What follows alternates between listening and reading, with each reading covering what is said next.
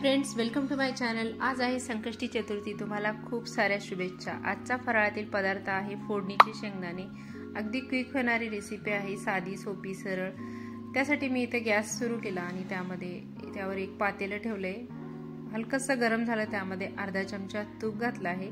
तुपाच्या ऐवजी तुम्ही तेल सुद्धा घालू शकता। अगदी कमी घातलंय, त्यामुळे मी जरासं भांड्याला पसरवून घेतलं आहे तूप। त्यामध्ये तिखट घातलंय अर्धा चमचा।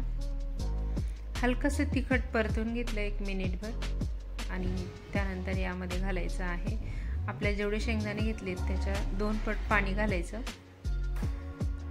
परतून झालं तिखट, लगेचच यामध्ये पाणी घातलंय।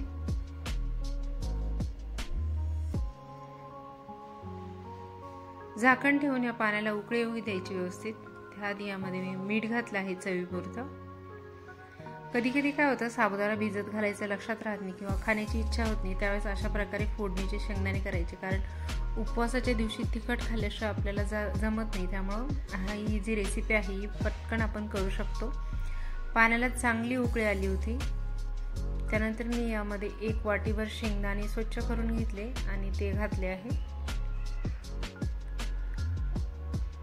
पूर्ण पाणी आटेपर्यंत ही शेंगदाणे व्यवस्थित शिजवून घ्यायचे। झाकण ठेवलं, गॅसची फ्लेम लो टू मीडियम ठेवली आहे आणि जवळपास 5 ते 7 मिनिटं हे शेंगदाणे व्यवस्थित शिजवून घ्यायचे। अर्धही शिजवून होईपर्यंत यावरती मी झाकण ठेवलं होतं। त्यानंतर झाकण काढून शिजवून घ्यायचे, म्हणजे यातलं पाणी लवकर आटून जातं आणि शेंगदाणे खूप छान शिजवून जातात। झटपट होणारी रेसिपी आहे, नक्की बनवून बघा। हे बघा, आपले शेंगदाणे तयार झालेले आहेत।